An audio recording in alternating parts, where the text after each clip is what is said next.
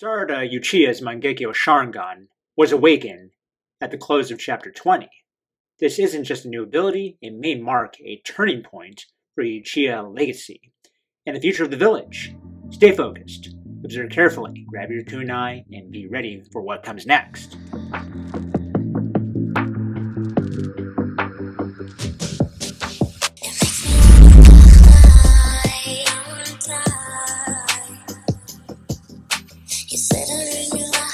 So for Chapter 21, there are some previews that have been released via Twitter. Of course, I'm not going to be able to show every single panel that was scanned. The most I could probably show like maybe 2 or 3 that I managed to get screenshots of. I think I saw up to like 6 different ones. But anyway, Sarada looks like it's going to be on the cover. And a very beautiful artwork there. And so the key highlights from the Chapter 21 previews. So it looks like it is going to start off, or at least towards the beginning of this chapter, Sasuke and Boruto flashback that features a discussion of Sarada Mangekyō Sharingan. Sasuke expresses confidence in his daughter's potential, and he acknowledges that she may not fully understand her new power, but will act on instinct when that comes. And then here's a panel I was able to scan. Looks like Boruto comes in and saves the day. He does like a Trunks versus Frieza moment, for those who have watched Dragon Ball Z. And so as Konohamaru faces danger from Matusri, Boruto intervenes by teleporting behind Matusri and neutralizing the threat. This action surprises Kashin Koji, who did not anticipate Boruto's arrival on the scene. And in the aftermath, it looks like Jura confronts Boruto, referring to him as Otosuki Boruto. Now, it's still unclear whether Jura just shows up suddenly on the scene of Matusri being sliced and diced, or maybe he's at his Shinju board meeting from the previous chapter and just senses this. So we'll have to just wait for the full release of the chapter to get full context of what exactly happens. In a critical moment, Sarada activates her Mangekyo Sharingan, unveiling a new ability called Ōhirume. I'll actually explain later on in the video on how to pronounce it as the best of my ability, and if you're fluent in Japanese, feel free to pitch in the comments how to properly pronounce it. Ōhirume looks like it's a power that allows her to create multiple portal-like structures that can absorb incoming attacks. She appears to have control over these portals, directs them towards specific targets, such as Ryu. However, utilizing this ability exhausts her, and she collapses afterwards. And as you can see here, she's floating, and so it looks like she has gravity manipulation, almost kind of reminiscent to Nagato from the Paths of Pain, who could float in the air. And now, more background information about Ōhirume. So I had to ask ChatGPT, how do you pronounce this? So gave me background information. It's basically in reference to a Shinto sun goddess Amaterasu, whose full name is Ōhirume no Muchi no Kame. I know I probably butchered that, but I'm not fluent in Japanese. So again, if you're a Japanese speaker, feel free to pitch in the comments and give your insight on this. So here's a breakdown on how to pronounce it. So so it's kind of like saying the word go, but you stress the emphasis on O. So O, but you hold it slightly longer. So O. Second part would be he, but lighter. Like he, almost like you're saying he, but just one he. Probably a little lighter than that, he. And then Ru is the third part of it, like you're saying kangaroo, but softer and shorter Ru. It's as soft as it can go there. And then finally, the fourth part of it is meh. Like meh, it's okay. So all together, Ōhirume, Ōhirume, Ōhirume. This is assuming that it's the official name for it in the full chapter release. Next up, I want to just discuss more on Sarada's Mangekyo Sharingan, just the implications of it. It looks like it's going to pick up immediately where we left off with Sarada facing off with Ryu, as tension would mount in this conflict. Ryu, of course, would be on trying to kill Sarada with the iron sandlight projectiles, which kind of echoes the style used by Shinki himself, with Sarada using her Mangekyō Sharingan. She counters with summoning black holes. Analyzing the Mangekyo Sharingan and the ability that she unlocked, it becomes almost like a symbol of her emotional growth, awakening during the moment of deep conviction to protect Boruto as well as allies. So what's really fascinating is that unlike previous users who have gained the Mangekyo through loss and tragedy, Sarada's was born from hope and defiance, making her a narrative anomaly and a thematic evolution for the Uchiha overall. And so it's almost like she's breaking the generational curse of hatred, basically pivots to a more compassionate and protective intention.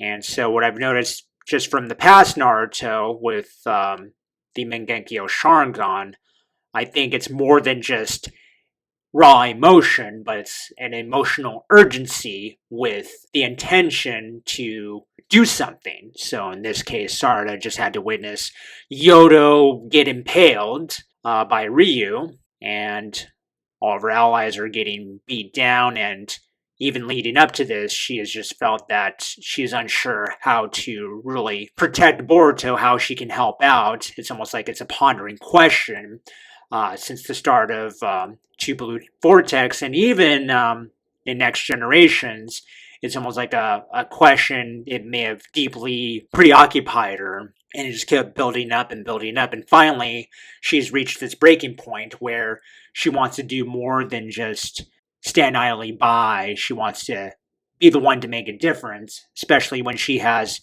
great aspirations to be Hokage herself. And so Chapter 21 appears to showcase the first real demonstration of this power, possibly confirming fan theories that her ability may resemble or even surpass Kamui. What's key here is that she's no longer in anyone's shadow. Her Mangekyo signifies a shift from the inherited pain to a self-destined strength. And then next up, just looking at it from like a scientific analysis, what Sarada unleashes appears to resemble a black hole, a gravitational singularity in real-world astrophysics. Black holes are regions of space-time where gravity is so intense that nothing, not even light, can escape it. At the core lies an event horizon, which is like a boundary beyond which all matter is pulled and compressed into oblivion. And so based off of these spoilers, it looks like there's sort of an implosion that happens to Ryu, and it mimics the effects of a spitification, or a process where objects are stretched and ripped apart as they approach a black hole due to tidal forces. The sudden destructive nature of Sarada's technique could indicate that her Mangekyo doesn't transport matter like Kamui, but compresses it, crushes it, and then violently destabilizes it. And so traditionally, the Uchiha were once feared for their wrath, their cursed power overall, but Sarada's version of the Mangekyo might not be a weapon of vengeance, but it could be a shield forged with compassion that channels through an overwhelming force.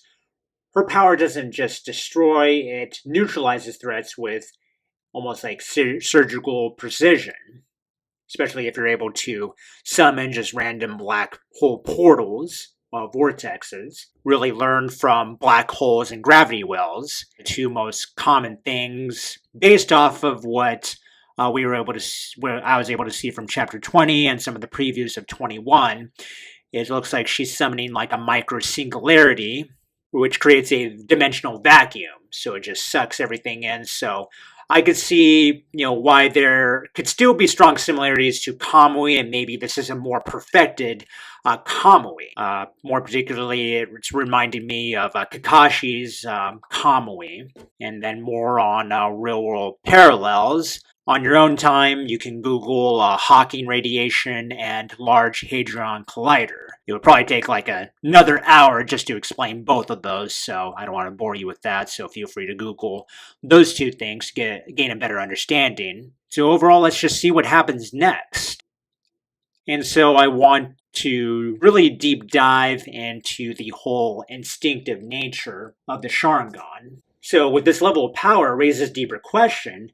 Do Uchiha just instinctively know how to use the Mangekyo Sharingan? Well, the short answer is not exactly. And so I asked ChatGPT just to get clarity on this. And so while Ishida clan members have an innate ability to awaken and wield the Sharingan due to their genetics, controlling the Mangekyō Sharingan, especially its advanced abilities, doesn't come instinctively or effortlessly. Here's how it typically works based on canon material, and this is just me still trying to clarify with ChatGPT. So you have to clarify here, what is instinctual? Break it down to two parts here, activation and initial use. So the emotional trauma that triggers the Mangekyo, like the death of a loved one, or in Sarada's case, seeing Yodo get impaled, this is instinctual and automatic. No training required there, just deep emotional stress or trauma. And overall, it would just trigger an emotional urgency to do something. So it's almost like there's some amount of imagination from the user that can influence the ability. Just really my theory on that. And now if we move on with initial use, upon awakening, Uchiha are able to activate and use their Mangekyo unique abilities almost immediately. So Itachi's Tsukuyomi, Sasuke's Amaterasu. Let's just take Sasuke for example. After awakening his Mangekyo, he struggled with chakra depletion, deteriorated vision, and it was a steep learning curve overall. It wasn't until after transplanting Itachi's eyes that he could truly stabilize his powers, if I remember correctly. And then we can go as far back as just Kakashi, who's not even a Uchiha. Kakashi was a genius. After all, he created the Chidori, the lightning blade. And so with Kakashi, he needed years to properly wield the Kamui, drained his chakra reserves significantly, and he did not have the genetics of the Uchiha to really use the Mangekyo for an extended period of time in comparison to Uchiha clan members. But thanks to Kakashi's own battle experience, even before he obtained the Sharingan from Obito, and then eventually throughout Naruto Part 1 and into Shippuden, he's had enough battle experience and a lot of trial and error to really perfect his long-range Kamui. And especially in that final moment of fighting Kaguya, where he was able to have both the Sharingan and be able to really enhance his Kamui, it all took time. So yes, it's one thing to just instinctively know how to do something, but to perfect it, that does take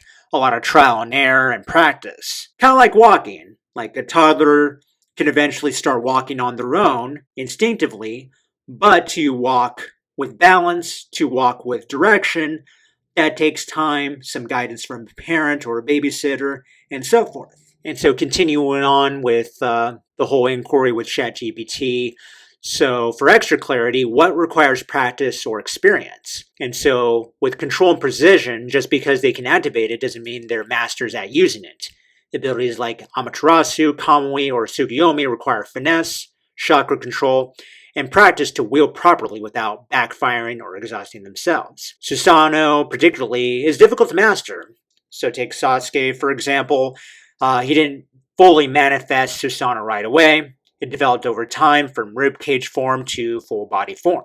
And then you also have the drawbacks. Early users will often struggle with the side effects, such as the vision degradation, chakra exhaustion, and pain or recoil from using powerful techniques. So while the manga and the anime will make it look like it's easy to perform, it's really not as simple as people want to believe. Unless you're really in the belief of plot armor, but you can only take plot armor so far. But that would probably have to be another video of itself. And so more examples, supporting examples, just looking at Itachi, which is of course the uncle of this wonderful child here. He was already a prodigy and he actually had time to train in secret, which explains his precision. So it looks like it can be confirmed through Naruto chapter 386, volume 41. And then as well as in the anime, Naruto Shippuden episode 135. And then 451 and through 458. And then going back to Sasuke, his Amaterasu did misfire a couple of times before he learned to control it. And then you had Obito, took years to fully master Kamui, only to become deadly with it after extended modifications.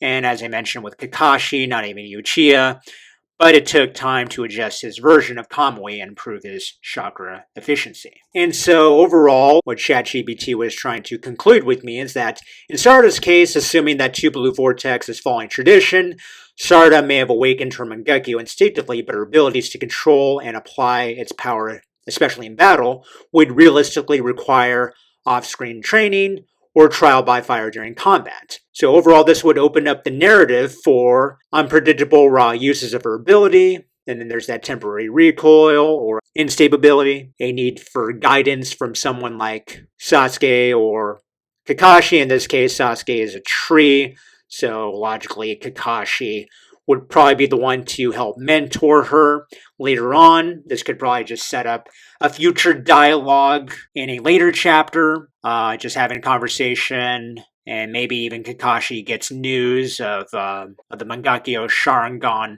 opening up. You never know. We'll have to wait until future chapters reveal this.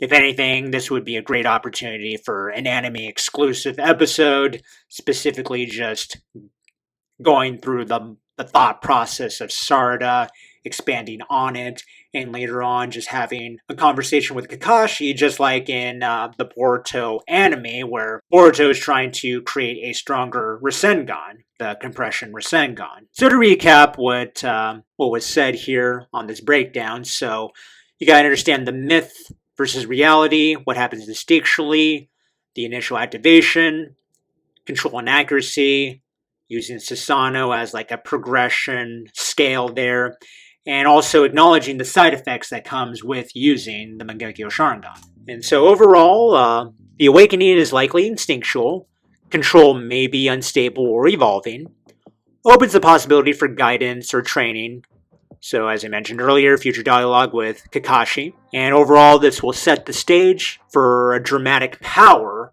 versus mastery character arc.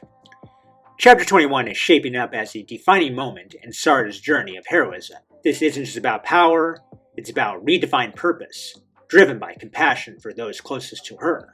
A new clash is on the horizon, echoing Sasuke vs. Gaara, but rewritten for a new generation with even greater stakes. Will Sarada break the curse of the Uchiha hatred, or guide their legacy forward with the blessing of compassion as a future Hokage? With Boruto back on the battlefield and Shinjujura looming closer, the stakes are rising. With great risk comes the potential for a destiny that could reshape their world. And so the official release date for Boruto Two Blue Vortex, Chapter 21, will be, strangely, April 21st. And for us readers in the United States, it will be on April the 20th at 8 a.m. Pacific time, or if you're Eastern Standard Time, just add 3 hours, so that's 9, 10, 11, so it'll be 11 o'clock Eastern Standard Time. Stay sharp. Until next time.